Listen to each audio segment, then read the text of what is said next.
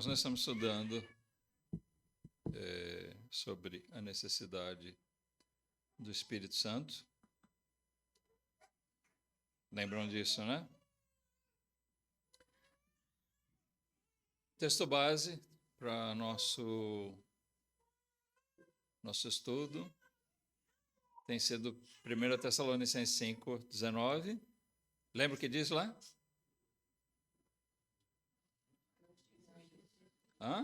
Todo mundo junto? É um versículo curtinho, né?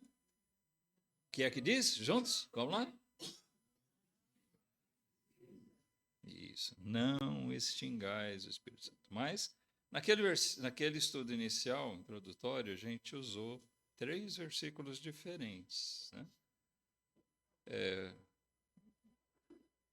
Semana passada nós relembramos Efésios e agora, hoje nós vamos relembrar Hebreus 10:29.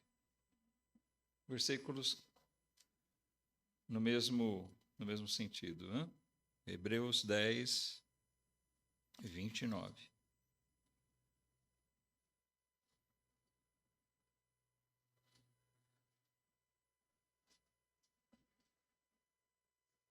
Então, aqui só relembrando, e nós vamos partir para o nosso estudo de hoje. Hebreus 10:29 diz: De quanto maior castigo cuidais vós, será julgado merecedor aquele que pisar o Filho de Deus e tiver por profano o sangue da aliança com que foi santificado e fizer agravo, ofensa ao Espírito da graça.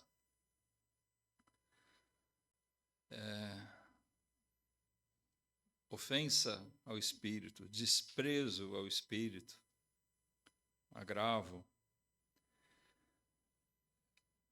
Nós somos alertados na palavra de Deus a termos cuidado, irmãos, para que não desprezemos o Espírito Santo. É uma dádiva de Deus para nós, o Espírito Santo. É privilégio do crente ser feito por Deus habitação do Espírito. Amém? É privilégio. O homem natural não tem isso. Eu e você antes não tínhamos isso. E hoje, como crentes em Cristo, nós temos presente em nós esse Espírito, o Espírito de Deus, o Espírito de Cristo, o Espírito Santo, o Espírito da graça. Esse Espírito renovador, regenerador. E hoje nós vamos passar justamente a estudar sobre o Espírito Santo, como ele operou na nossa conversão. Quando foi que começou realmente essa história do Espírito Santo na nossa vida? No estudo passado, nós ficamos 2 domingos vendo isso. Nós vimos que o Espírito Santo já estava presente no Antigo Testamento. Ele estava presente na vida dos santos e, de forma especial, através do Espírito, Deus capacitou homens para determinadas coisas, para governar seu povo. Nós vimos o Bezaleel para fazer aquelas coisas tão importantes do tabernáculo, que requeriam tanto zelo, capricho, exatidão. Deus deu capacidade para aquele homem, através da presença do Espírito na vida dele. Então, nós temos reforçado isso, irmãos, que nós precisamos enxergar a necessidade. Não é à toa que Jesus prometeu para os seus discípulos, para a sua igreja. Ele fundou sua igreja e ele disse: eu tenho que morrer, eu tenho que ressuscitar e eu vou voltar junto do Pai. Mas eu não vou deixar vocês sozinhos. Aqueles crentes tinham o Espírito Santo, mas também o Espírito Santo foi enviado para a igreja. O Espírito Santo é uma necessidade. Então, nós vamos estudar aqui mais 3 etapas desse estudo, tá bom?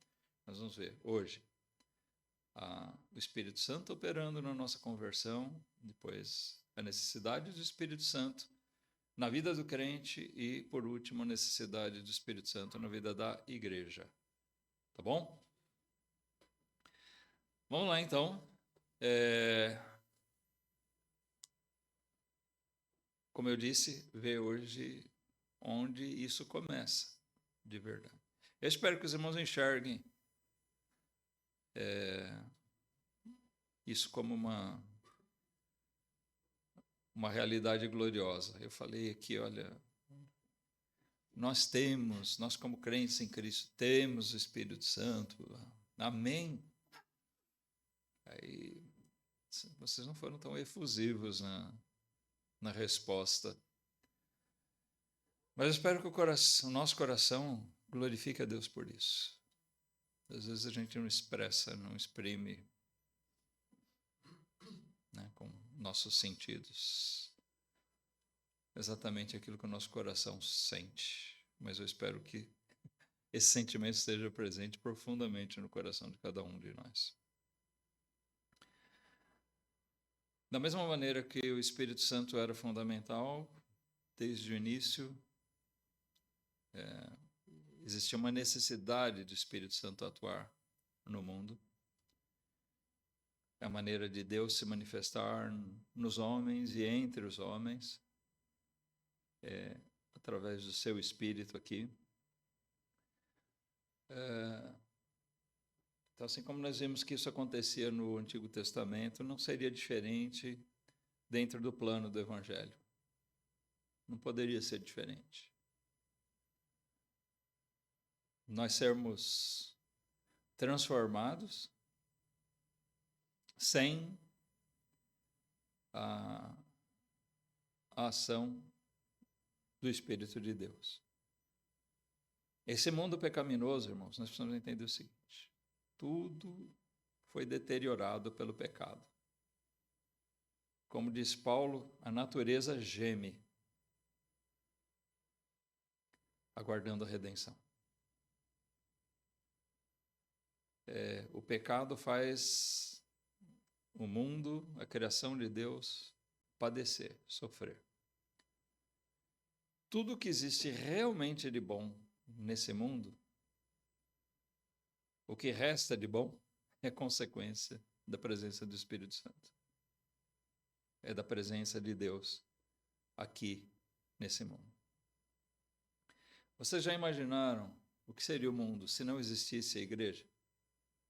A gente vê muitas atrocidades, né, no meio religioso, mesmo chamado cristão, ao longo da história.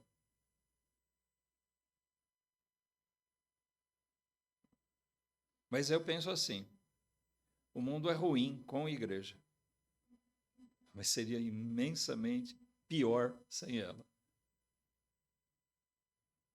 Infinitamente pior.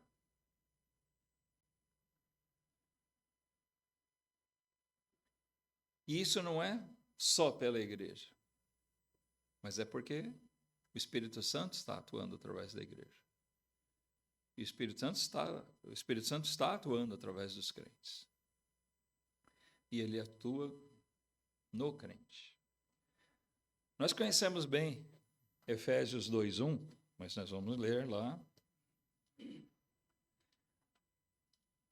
para rever, né? Eu acredito que para nós esse estudo aqui vai ser mais uma revisão daquilo que a gente tem estudado, que a gente tem pregado aí ao longo da existência dessa igreja aqui. A necessidade de conversão, de arrependimento e o papel preponderante do Espírito Santo nisso. Lá em Efésios 2, a gente lê o seguinte, no versículo 1: E vos vivificou, estando vós mortos em ofensas e pecados. Então, esse é o ponto de partida. Tá? Quando eu digo qualquer coisa de bom aqui precisa do Espírito Santo. Por quê? Porque o pecado deteriorou tudo. Está tudo deteriorado. Corrompido pelo pecado. E a nossa condição, por causa do pecado, é essa. Não é doentes em ofensas e pecados. As nossas ofensas e pecados nos mataram.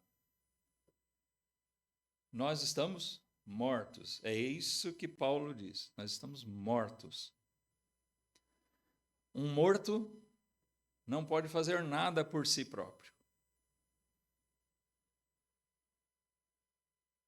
Se alguém estiver morto fisicamente, ele pode ser ressuscitado até.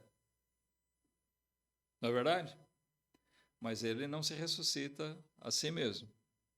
Só teve um que foi capaz de fazer isso. Aquele que entregou sua vida e teve poder para retomá-la, né? Jesus. Mas ninguém mais. O homem natural não tem essa condição. Nós não temos essa condição. Nós estamos mortos em ofensas e pecados. Totalmente separados de Deus, totalmente condenados, totalmente incapazes.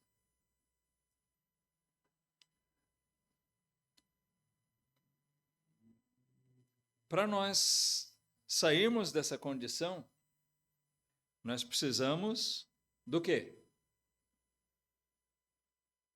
Da palavra. Certo? A fé vem pelo ouvir. O ouvir da palavra de Deus. Não existe fé fora da palavra de Deus.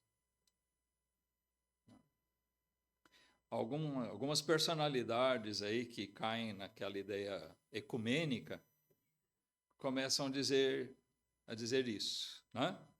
O falecido Papa dizia isso, o Francisco, alguns outros já disseram também, né? Se bem que a maioria deles defende não há salvação fora da Igreja Católica. Outro dia eu mencionei aquele grande pregador batista, que no final da vida, vamos dizer assim, muitos têm que ele apostatou, ou que ele sempre foi um herege enrustido, né? O Billy Graham. E ele chegou a dizer, qualquer pessoa pode ser salva. Falou alguma coisa nesse sentido, de que independente do conhecimento de Cristo, isso é antibíblico.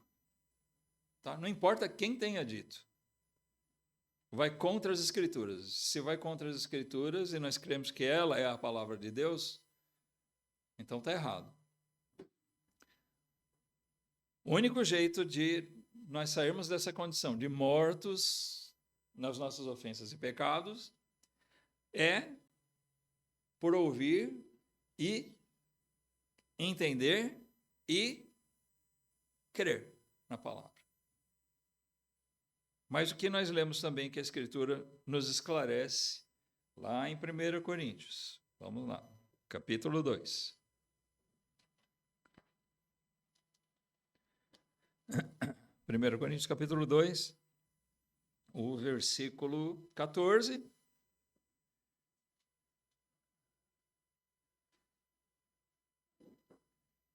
Que diz o quê?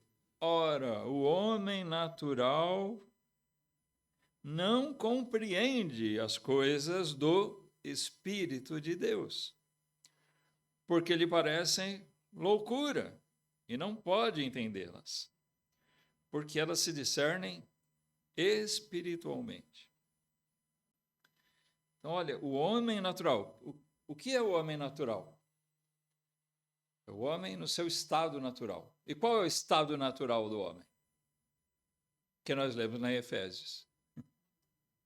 Morto em ofensas e pecados. O homem natural é um pecador sem entendimento, sem salvação. E o homem natural, ele não consegue entender. Então, se a fé vem pelo ouvir da palavra de Deus, ele precisa ouvir e entender para crer nela. Mas a Bíblia diz que o homem natural não adianta ele ouvir a palavra de Deus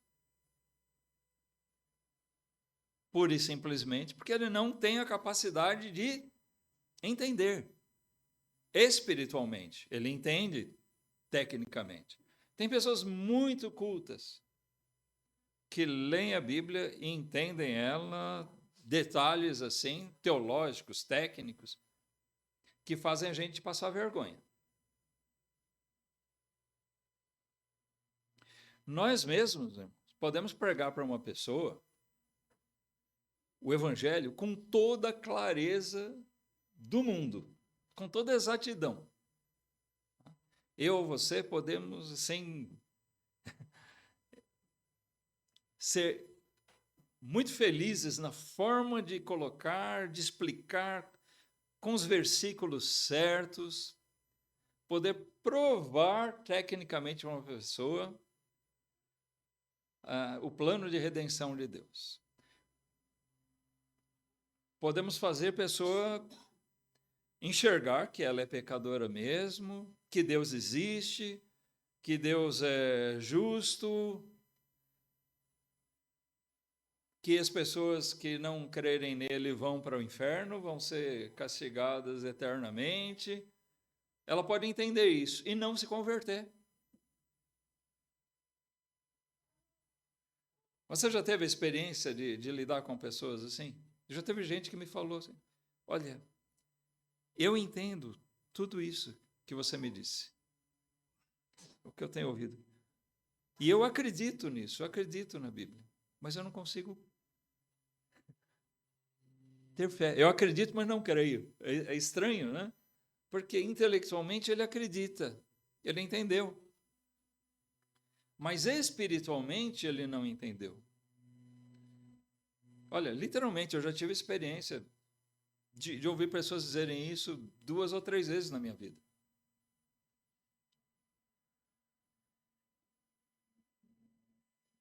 Uma coisa é entender o intelecto, outra coisa é discernir espiritualmente. Então, nós vemos que existe um grande problema aqui. Se o homem natural não compreende as coisas de Deus, não consegue discernir espiritualmente, então nós todos estaríamos condenados. Pensa no seguinte, irmão, irmã, que isso aconteceu conosco. Alguém aqui creu no Evangelho na primeira vez que ouviu? Nem quem foi criado dentro de um lar cristão, nem quem foi criado como um ateuzinho aí, né? E de repente ouviu alguém pregar, olha,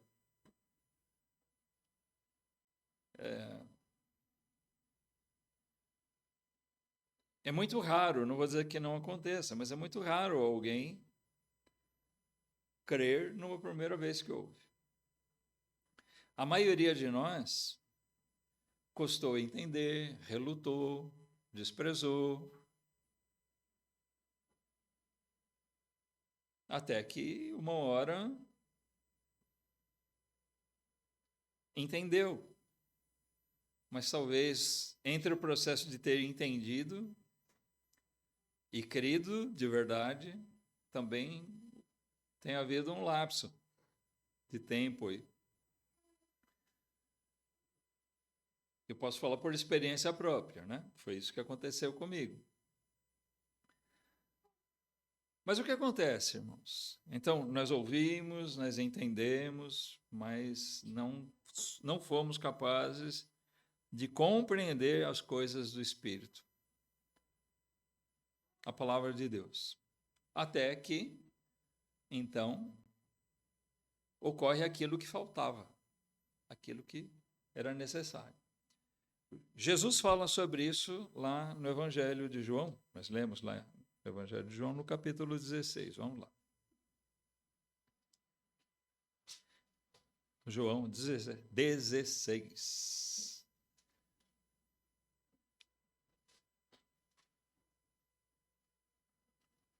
Jesus falando aos seus discípulos da vinda do Espírito Santo para a igreja. E ele diz assim, porque a igreja ficaria com a missão de pregar o evangelho, né? E ele diz, e quando ele vier, convencerá o mundo do pecado e da justiça e do juízo. Do pecado, porque não creem em mim. Da justiça, porque vou para meu Pai e não me vereis mais. E do juízo, porque já o príncipe deste mundo está julgado. Então, o versículo 8 aqui é o versículo-chave desse ponto. Então, Jesus revela aqui esse papel do Espírito Santo. Aquele mesmo Espírito que nós vimos no Antigo Testamento, ungindo reis, profetas, né? Revestindo eles de capacidade de fazer algo de bom, algo extraordinário. Aqui nós vemos Jesus dizendo que o Espírito Santo estaria atuando. A igreja teria que pregar e o Espírito Santo estaria atuando no papel do convencimento do pecado. Como é que se convence alguém? Fazendo ela entender. Esse convencimento do pecado não é aquele convencimento intelectual que nós podemos fazer, né? Como eu disse agora há pouco. Essas pessoas que disseram, olha, eu entendo, eu estou convencido de que a Bíblia é a verdade. Eles estão convencidos daquilo. Mas esses disseram, mas eu não consigo ter fé, crer, me entregar. Não existe arrependimento. Apesar de entender, ele não é levado à prática daquilo. O espírito dele não está convencido de que ele precisa fazer aquilo. Agora, o Espírito Santo não, ele opera em cima da pregação da palavra. Ele vem e convence o pecador de uma forma que ele vê a necessidade e é irresistível a necessidade, o desejo de se entregar. Eu já contei para vocês a minha experiência de conversão. Eu me manifestei na igreja, publicamente, fiz a minha profissão de fé, alguns dias depois da minha conversão de verdade. Mas, no dia em que eu me converti, eu tive o desejo de fazer aquilo. Mas minha timidez e tal me seguraram, me impediu. Mas eu passei alguns dos dias mais inquietos da minha vida, irmãos. Porque se por um lado eu já tinha me rendido ao Salvador, mas eu sabia que eu tinha que dizer aquilo publicamente. Eu tinha que confessar Cristo. Eu sentia aquela necessidade.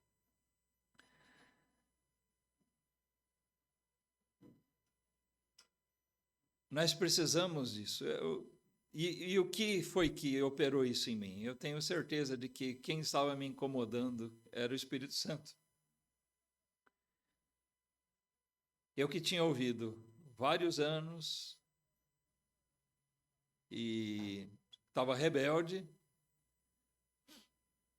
Eu já contei, eu não estava frequentando a igreja quando eu me converti.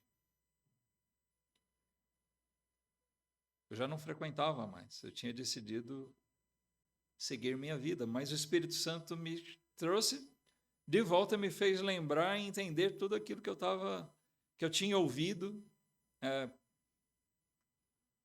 quase 2 anos antes.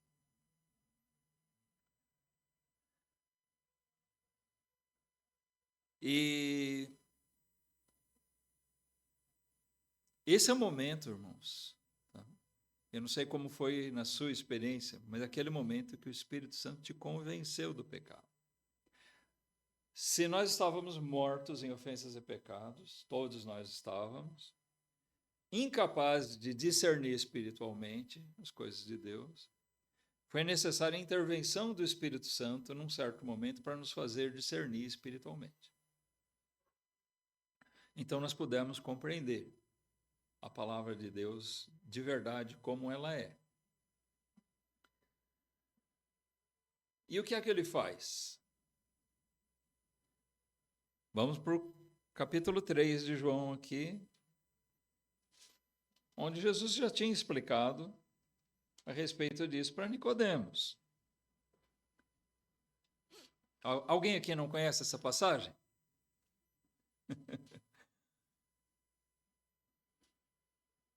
Versículo 5.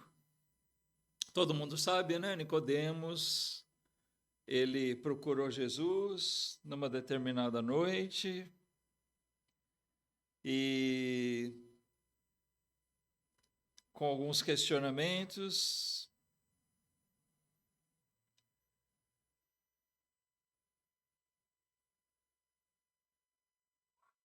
E Jesus respondeu para ele aqui no versículo 5, olha, na verdade te digo que aquele que não nascer da água e do Espírito não pode entrar no reino de Deus. O que é nascido da carne é carne, e o que é nascido do Espírito é Espírito. Não te maravilhes de te ter dito, necessário vos é nascer de novo. O vento assopra onde quer e ouves a sua voz, mas não sabes de onde vem, nem para onde vais. Para onde vai. Assim é todo aquele que é nascido do Espírito. Bom, então aqui Jesus deixou bem claro para o Nicodemos. O Nicodemos era um bom homem, por assim dizer. Mas os bons homens são pecadores. Era um homem instruído na palavra, certo? Ele era um mestre, um professor, um doutor da lei. Mas lembra do que eu falei? Ele tinha o entendimento intelectual.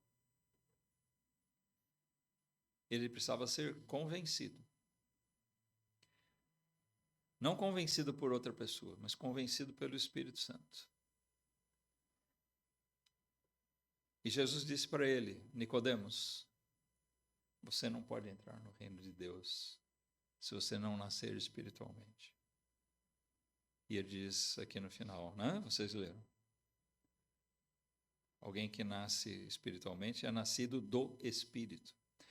É alguma coisa promovida, feita, operada pelo Espírito Santo na nossa vida. Esse entendimento, esse discernimento espiritual necessário para nós, só o Espírito Santo pode operar. Quando ele diz aqui, o que é nascido da carne é carne, o que é nascido do Espírito é Espírito. Ele está separando o quê? Nosso nascimento físico do nascimento espiritual. Não é aquele negócio que o Nicodemos disse, né? Então eu tenho que voltar para o ventre da minha mãe? Eu tenho que ser gerado novamente? Isso é o nascimento da carne, físico. Eu estou te falando do nascimento do espírito, nascimento espiritual. Você não precisa voltar para o ventre de sua mãe, você precisa do Espírito Santo em você. Se isso não acontecer, você não vai entrar no reino de Deus.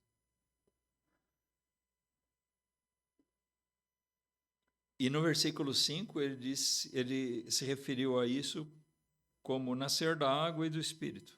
Da água e do Espírito. Então, tem muita gente que interpreta aqui que essa água seja o batismo, a água do batismo. Será que é? Primeiro que a ordem estaria inversa, né? Você precisa primeiro se batizar para ir receber o Espírito Santo? Não. O que ele está falando aqui? A água aqui é representativo da palavra de Deus, onde nós somos purificados. A conversão, ela não pode ocorrer. A conversão de uma pessoa, ela não pode ocorrer se faltar uma dessas coisas. Tá? Se faltar a palavra, com que o Espírito Santo vai operar? O Espírito Santo opera por meio da palavra. Nunca o Espírito Santo vai fazer alguma coisa fora da palavra de Deus. Tá? Nunca. Nunca o Espírito Santo vai, né? Eu vou poder aparecer aqui, o Espírito Santo se apossou de mim e me revelou que nós temos que fazer uma coisa diferente do que está na Bíblia. Ok?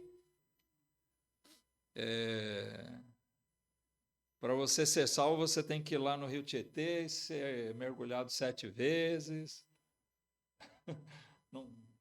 Não tem invenção, não tem heresia, não tem história. O que está na Bíblia é o que o Espírito Santo vai usar.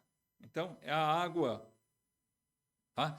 Então, se faltar a palavra, o Espírito Santo não vai agir ali.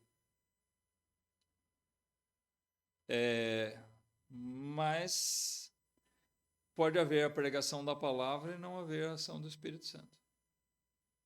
Também não vai haver conversão. Precisamos ter as duas coisas. A água e o Espírito. A palavra e o Espírito. Por isso é que a igreja tem que pregar. O crente tem que pregar o Evangelho. Se a gente não pregar, como é que nós queremos que o Espírito Santo haja? Bom, nós vamos ver isso, né? O Espírito Santo, ele vai ter que agir na igreja, no crente, para ele pregar. E aí o Espírito Santo vai mover também o coração do pecador em cima dessa palavra pregada. Mas a gente chega lá, no próximo ponto. Tito 3.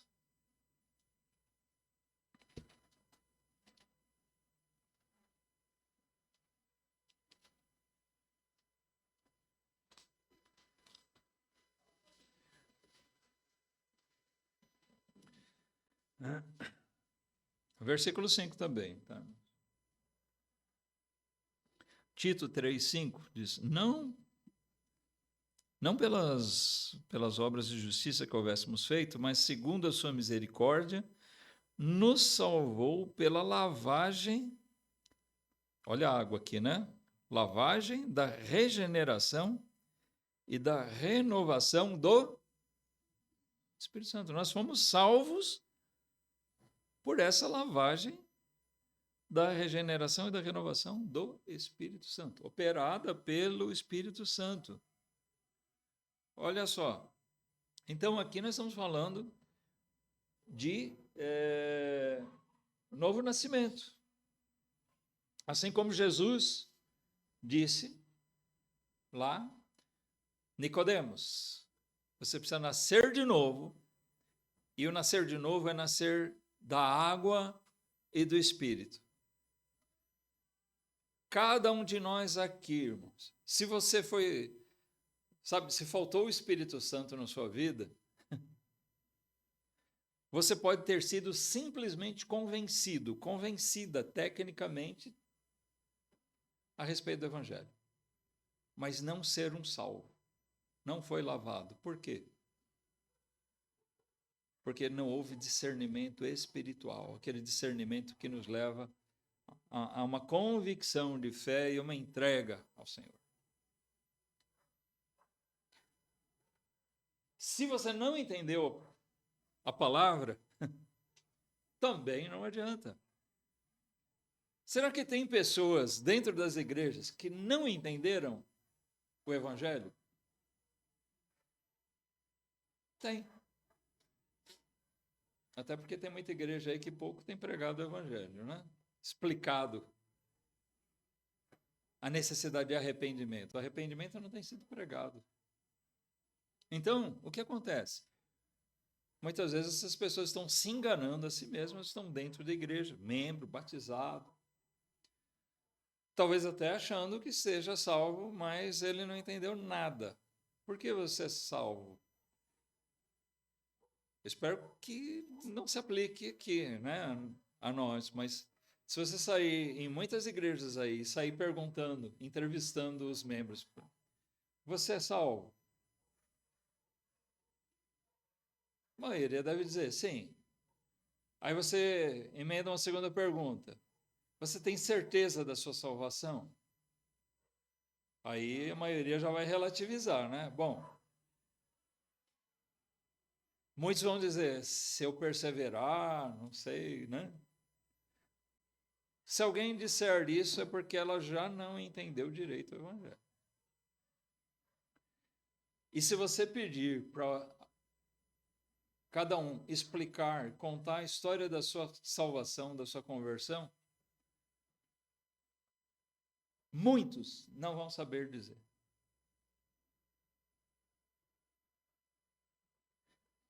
Esses tempos atrás teve mesmo uma pessoa aqui com a gente e eu conversando, né? Teve nos visitando.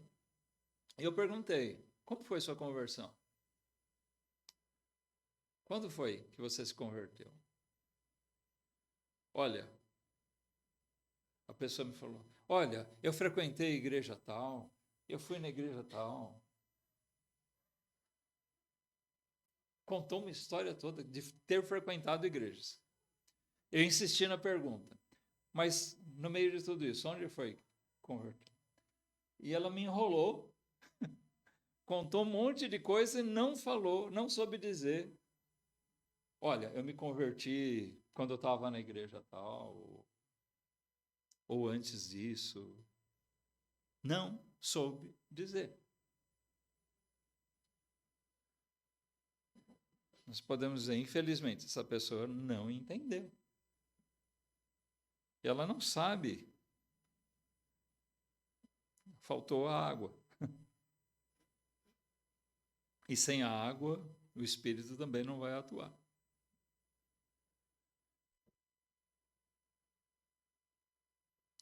Mas é o Espírito que regenera, que dá nova vida. Jesus usou a expressão nascer de novo. Aqui, quando Paulo escreveu para Tito, o que nós vemos, ele usa a expressão, ele nos salvou pela lavagem da regeneração. Regenerar. O que quer dizer isso? Regenerar é de gerar de novo mesmo, nascer de novo. A regeneração aqui não é aquela reforma que a gente vê algumas pessoas fazerem na vida. Fulano era um viciado, ele bebia muito, mas agora ele se regenerou. Ele foi aí um criminoso, mas agora ele se regenerou, não faz mais isso. Tá? Essa é uma aplicação assim meio fora de contexto. Ele mudou algumas práticas, mas isso não é um nascer de novo. O nascer de novo vem por essa mudança de mente, essa mudança de coração, que só o Espírito Santo pode operar em nós.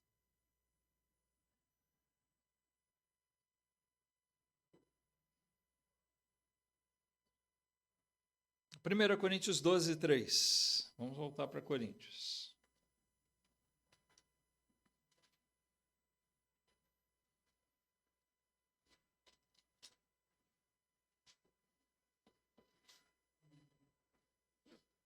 O que é que o Espírito Santo faz? Vamos ver dois textos aqui. Primeiro, aqui no versículo 3,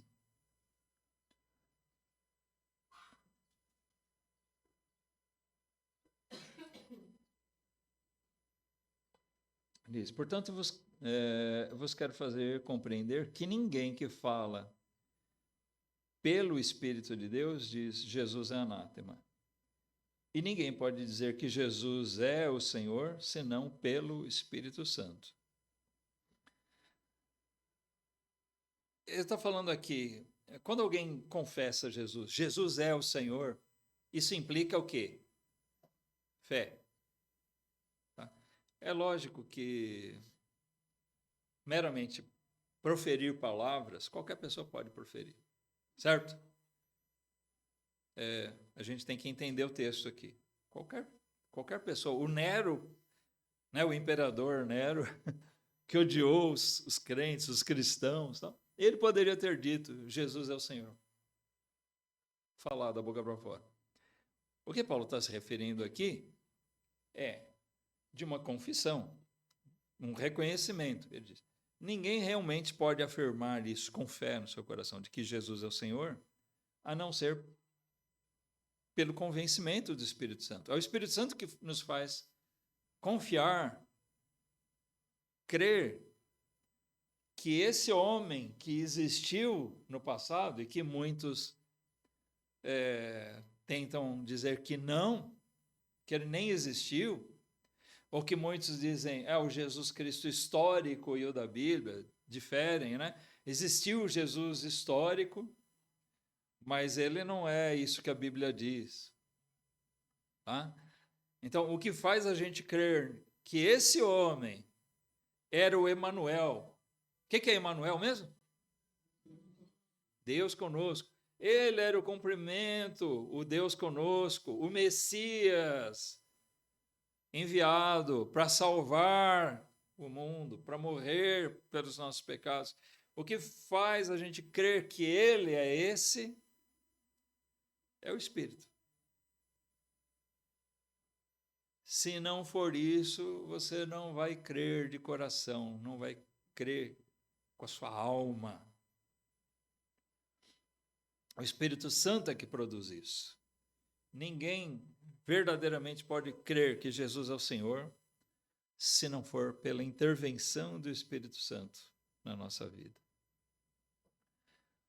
Efésios 2, 8 e 9 diz, porque pela graça sois salvos por meio da fé, essa fé que é operada pelo Espírito, e isto não vem de vós. Não vem de nós. Ele é o quê? Dom de Deus. Dom de Deus. Como é que Deus dá isso? Como é que Deus nos dá, nos concede da sua graça, nos concede crer? Pela ação do Espírito Santo. A nossa conversão não existe se não houver intervenção do Espírito Santo. Por fim, irmãos, já fazendo o link aqui para o próximo estudo, o que nós vemos é que o Espírito Santo,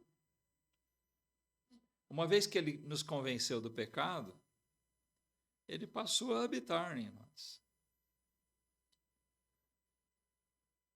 O Espírito Santo, ele não deixa mais o crente.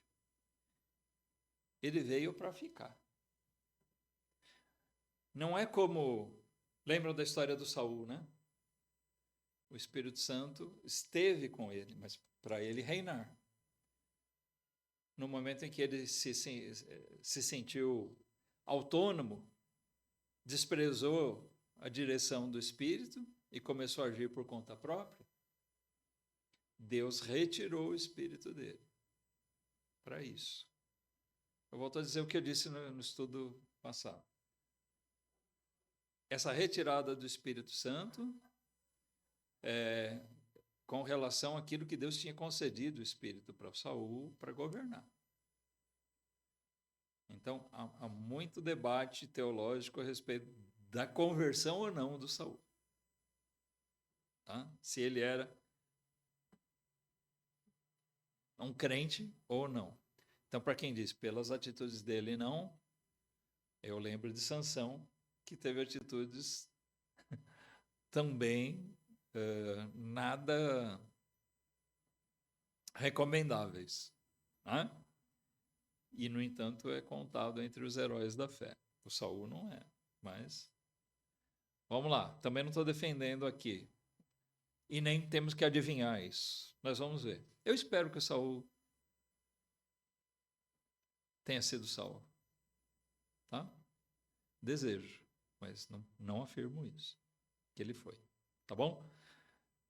Mas o que eu quero dizer irmãos, que no crente não é assim, tá?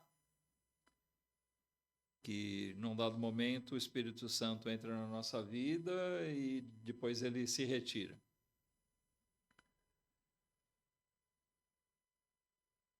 Na conversão, isso ocorre de uma maneira distinta.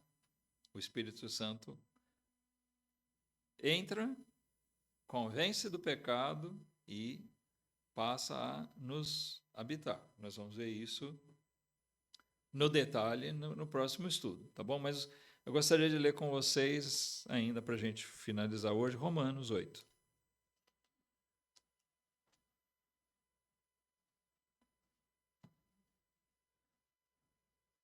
Versículo 9.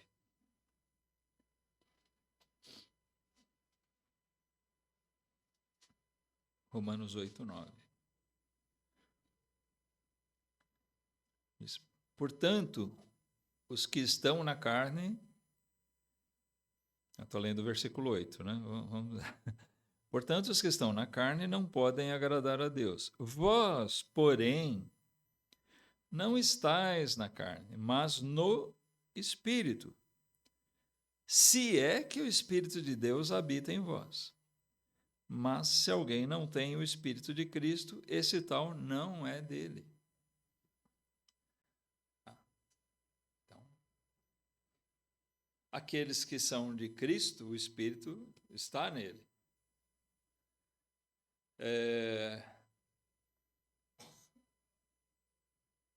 Não existe aquela condição de o Espírito Santo deixar.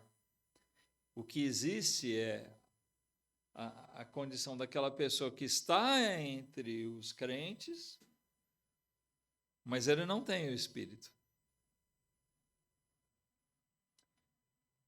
Então, é o que a gente chama de crente nominal.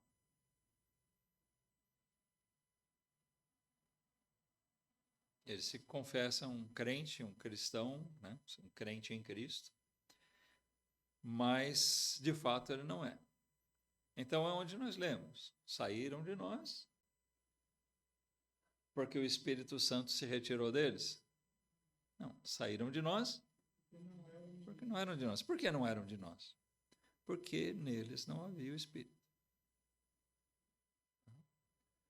Não eram verdadeiramente convencidos pelo Espírito e, portanto, não eram convertidos. A gente brinca até, né? Tem gente que faz aquele trocadilho. Você é convertido ou convencido? Não. Isso se refere a ser convencido por alguém a se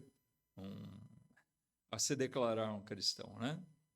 Você pode convencer alguém a ser batista, mas essa pessoa precisa ser convencida não por nós, mas convencida pelo Espírito Santo. E quando ela é convencida pelo Espírito Santo, então nós podemos mudar o termo. Ela é convertida mesmo. E ela passa a ser habitação. Essa pessoa passa a ser habitação do Espírito. Então, irmãos, para concluir aqui, né, o que nós podemos aplicar disso? Primeiro, avaliar a nossa própria conversão. Ok? Primeiro ponto que eu acho que é importante a gente refletir. Porque se alguém por acaso aqui não for convertido, não foi convencido pelo Espírito Santo, é urgente que faça isso.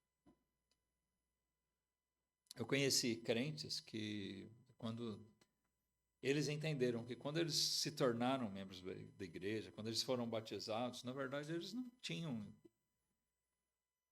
o entendimento espiritual. Por algum motivo eles foram levados a pedir batismo, ou por ter se familiarizado com a igreja, ou por ser de uma família da igreja, ou mesmo por ter se emocionado pelo entendimento intelectual que teve da pregação. Algum motivo levou eles àquilo. Mas mais tarde eles entenderam.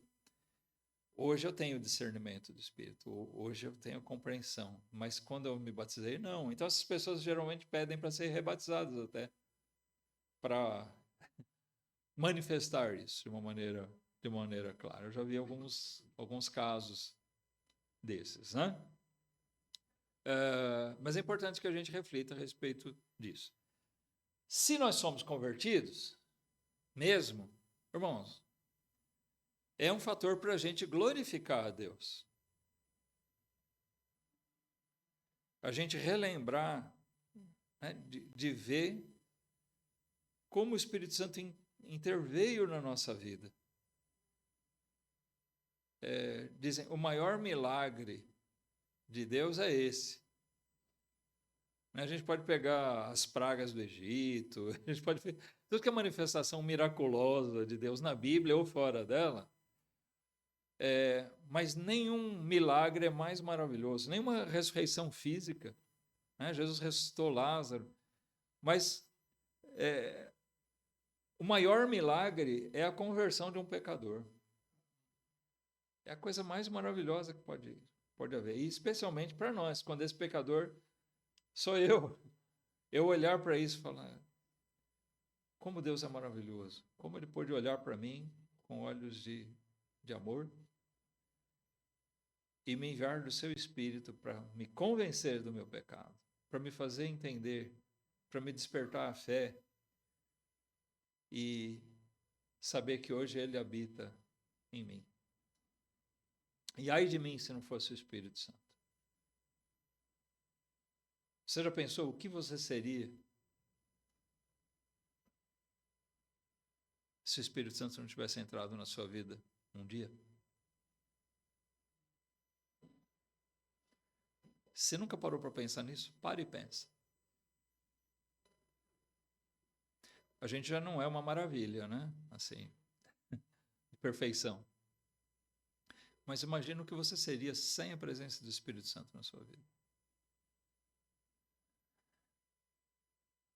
Claro, sempre, enquanto a gente estiver nessa carne, a gente vai ter essa imperfeição. Outro fator para a gente considerarmos. Nós precisamos pregar o Evangelho. Amém? Nós precisamos pregar.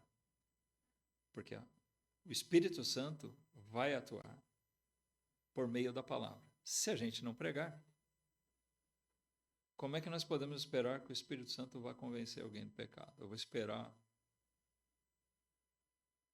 outra pessoa fazer isso? É comum a gente ver, ou a gente mesmo fazer pedido de oração. Uma pessoa está muito doente lá. Orem pela conversão dele, para que ele seja salvo. Tá. Mas o que a gente está orando? A gente está pedindo, Senhor, manda alguém lá falar para ele, e aí o Espírito Santo age. Esse alguém que pode ir falar, sendo que esse alguém que pode ir lá falar para ele, pode ser a gente.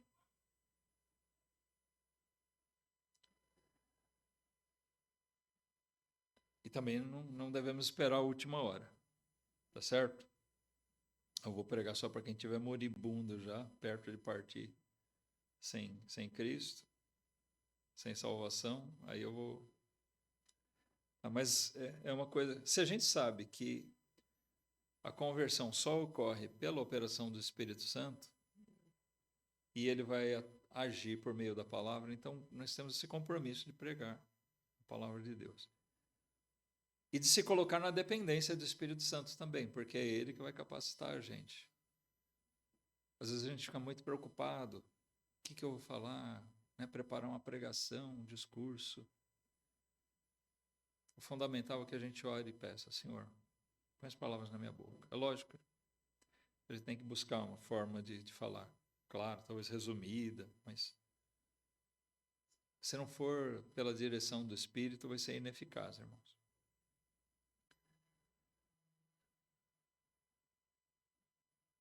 Tá? É isso. Que a gente possa enxergar que nós estamos inteiramente na dependência do Espírito Santo.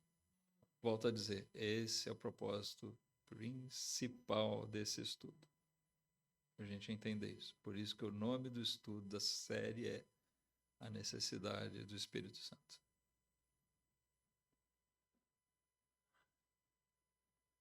É preciso que a gente seja convencido disso. Você é convencido de que foi necessário o Espírito Santo para você ser convertido, para você ser salvo hoje? Então, glorifica a Deus por isso. Vamos orar?